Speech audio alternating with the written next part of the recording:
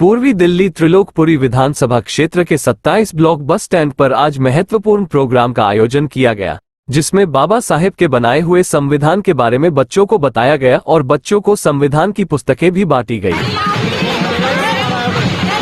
क्या नाम है आपका?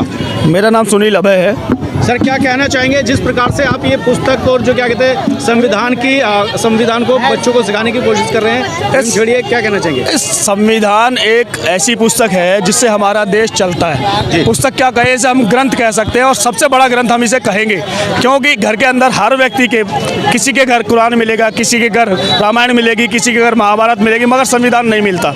और संविधान ही वो ग्रंथ है जिससे हमारा देश चलता भी है। पूरा शासन प्रशासन संविधान से चलता है। परंतु विडंबना यह है कि 70-75 साल हो गए हैं, उसके बावजूद भी लोगों को संविधान के बारे में कुछ नहीं मालूम, उनके हक और अधिकार क्या है वो नहीं मालूम।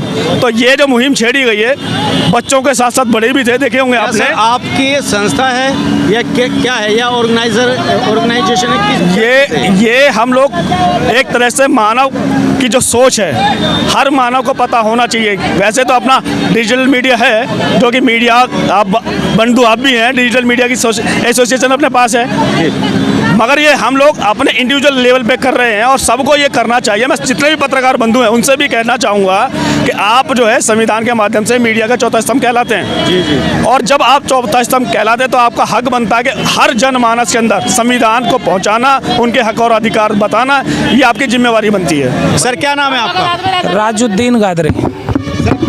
क्या कहना चाहते हैं जो कि संविधान का एक यहाँ पे प्रचार किया जा रहा है, उस प्रचार को लेकर के क्या कहना चाहिए? देखिए, हम लोग कहना क्या चाहेंगे, हम तो जो है सामने करके दिखाते हैं, हम जुमलेबाजी नहीं करते हैं, क्योंकि जुमलेबाज जो सुन करके हमारा देश लुट गया और आज खिसक गया।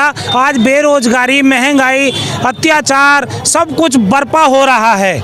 आज हमारा जो आम जन है भुखमरी के कगार पे मर रहा है, और वो लोग जो दुश्मनी कर रहे हैं हमारे देश से, जो विदेशी हैं, वो आज पूरे देश पे कब्जा कर चुके हैं, और वो केवल 2-2.5-3% के लोग हैं। और आज जो है सरकारी तंत्र को निजीकरण में बदल दिया। जब निजीकरण हो जाएगा, सरकारी तंत्र खत्म हो जाएगा, तो देश कहाँ लोकतंत्र बचा है? ये तो केवल नाम के लिए है। अरे छेड़छाड़ नहीं भाई साहब, संविधान है कहाँ? संविधान कहाँ चल रहा है? संविधान मुझे बतलाइए कि हमारा देश इस संविधान पे यहाँ इस जगह चल रहा है। किसी के साथ में भी जो अत्याचार हो रहे हैं, मणिपुर में देखिए सबसे पहली घटना, मणिपुर में बतलाइए कि कहाँ ये कांड हुआ। हमारे किसानों पर इतनी हत्याएं हुई, इतने मरे, उनको आज तक MSP पर कोई कुछ बात ही नहीं है। और वो बात क्यों नहीं है? क्योंकि ये जो सरकार है ये आपस में लड़वा मरवा करके, कब्जाधारी बन करके अपना देश पे लूटमारी कर रही है। और जो एक मनुवादी प्रवृत्ति के लोग, उनको पैसा दे करके उनको भगा दिया जाता है, और जो मूल निवासी है उनके ऊपर यदि लोन है, या नहीं तो बहन बेटियों को आज लोन देने के नाम पे लोन के जी आप इकट्ठे हो जाओ और 10-10, 5-5 हज़ार रुपये लोन दो, फिर इनके साथ में जो अत्याचारी हैं वो गलत निगाहें डालते हैं। इन्होंने एक सामूहिक वो निकाला है लोन का, और उससे बहन बेटियों की इज्जत के ऊपर वो लोग फिर मंडराते हैं, वो भी गलत है। तो हम लोगों को हर तरह से गुलाम बना देना चाहते हैं। उस गुलामी लोन किसने निकाला है? जो सरकार बैठी है वो कहती है कि जी ये जनता के हित में है। मैं कहता हूँ जनता के हित में नहीं है। आप रोजगार दो ना, लोन क्यों दे रहे हो? हैं? सारा खत्म हो जाएगा। आप केवल कह रहे हो कि 5 किलो गेहूं दे रहे हैं, कि राशन दे दिया। कहाँ से राशन हो गया? उसको जो बनाने का सिलेंडर है 300 रुपए से 1100 रुपए, 1200 रुपए, 1000 रुपए। और बाबा भीमराव अम्बेडकर साहब ने कहा था कि आप लोग एक पार्टी विशेष को वोट मत देना, और आज हम लोग एक पार्टी विशेष को वोट दे रहे हैं। हम लोग इंसान नहीं देख रहे कि हमारा आवाज कौन उठाएगा। ये चुनाव मुस्तकबिल तय करता है। इस संविधान के जो नियम है उसको बिल्कुल रोकने का, बदलाव का एक बहुत बड़ा चैनल है, और यही बहुत बड़ा मंदिर है जो सदन है। लेकिन जो आज हमारे देश में बैठे हैं, दूसरा सदन नया बनाया गया, तो उसमें पाखंडियों को और इसमें एक धर्म विशेष के लोगों को, नांगों को एक पहले उसमें घुसा दिया गया, और एक सिंगुल स्थापित कर दिया गया जो सामंतवादी व्यवस्था क्या लगता का। है सर, जैसे कि 70 साल से वो संसद उसी में सारी प्रक्रियाएं चलती आ रही थी, क्या नया संसद बनाना ज़्यादा जरूरी था? मेरे भाई यदि नया बन गया तो नो प्रॉब्लम, बहुत बढ़िया बात है, चलो जी नया बन गया तो अच्छी बात है। लेकिन डॉक्टर बाबा भीमराव अंबेडकर जो पूरा सिंबल ऑफ नॉलेज है हमारे पूरे वर्ल्ड में, उनके नाम से होना चाहिए, उनका नाम रखिए। बाबा साहब का नाम क्यों नहीं रख रहे हो उसका नाम भी?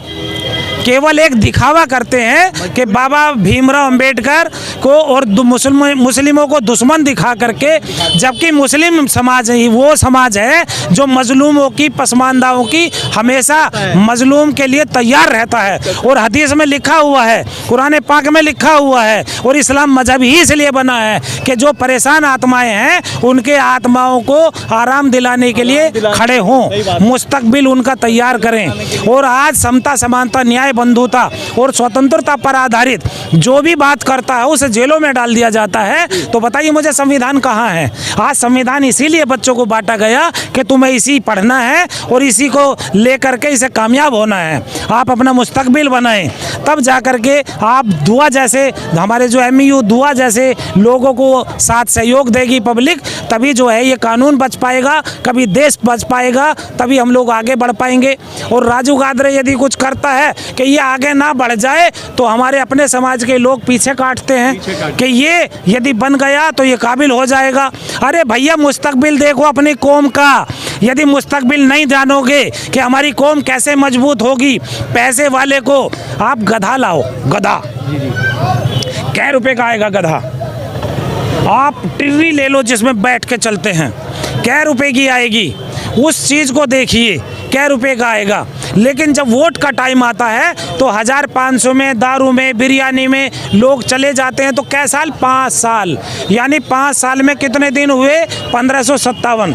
और एक कहीं ना कहीं इंसान को मजबूत होना पड़ेगा और अपनी नियत पे जी। तो जब ये सोचिए कि गधे की वैल्यू यानी एक इंसान से ज़्यादा है, यानी गधा की वैल्यू कितनी है और उसको कितने में आता है, घोड़ा कितने में आ रहा है, एक टिर्री कितने में आ रही है, लेकिन एक वोट एक कितने में दे देते हैं कि 1500 रुपए में बिक जाते हैं। तो हम लोगों का यानी एक दिन की कीमत 27-28 पैसे की रह गई क्या?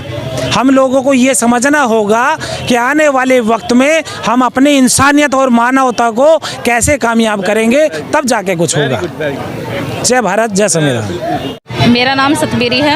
यहाँ क्या प्रोग्राम चल रहा है? सर यहाँ पर हमने एक प्रोग्राम रखा था। सबसे पहले तो मैं सभी को जय भीम करना चाहती हूँ। आज हमने यहाँ पे 27 ब्लॉक त्रिलोकपुरी में एक प्रोग्राम रखा था जिसका विषय था संविधान पढ़ाओ और पुरस्कार पाओ। इसमें छोटे छोटे बच्चों को लेकर हमने प्रोग्राम ये रखा था कि बच्चे जो बाबा साहब का लिखित संविधान है उसको लेकर जो भी उनको जानकारी है वो यहाँ पर बताए और उसके अतिरिक्त हम उनको अलग से जानकारी देते हैं। तो आज ये प्रोग्राम बहुत अच्छा रहा है हमारा, जिसमें बहुत बच्चों को हमने संविधान से संबंधित बातें बताई है और पुरस्कार भी दिया गया है। छोटे छोटे बच्चे हैं, आ जाइए बेटा, जिसमें काफ़ी बच्चों ने, थोड़ा सा इधर हो जाओ, भाग लिया है। और मैं यही चाहूँगी कि भारत का संविधान जो बाबा साहब ने लिखा है हर घर तक पहुँचे। हमारा यही उद्देश्य है कि जो जैसे कि एक धार्मिक ग्रंथ होता है गीता, बाइबल, कुरान, हमारा एक धार्मिक ग्रंथ है बाबा साहब का लिखित संविधान, वो है भारत का संविधान। जय भीम, सभी को नमस्कार। तो जो बच्चों को सिखाने की कोशिश की गई है, किस विषय में क्या कहना चाहिए? ये दरअसल में हमने एक थीम बनाई है कि भारत का संविधान पढ़ो, सुनो, इनाम पाओ। इसमें छोटे छोटे बच्चों को लेकर हमने ये प्रोग्राम किया। मैं खुद एक पत्रकार हूँ और भाई भारत न्यूज़ 24/7 के नाम से ये प्रोग्राम हमने किया सिर्फ इस मकसद से कि बच्चों के बीच में उनकी माओं के साथ, यानी कि संविधान की पुस्तक उन तक पहुँच जाए, हर घर तक पहुँच जाए। और ये जो हमने इनाम बताओ दिया, यानी कि कुछ खाने पीने को बच्चों को दिया, वो सिर्फ इसलिए कि अभी संविधान आगे बढ़ जाए।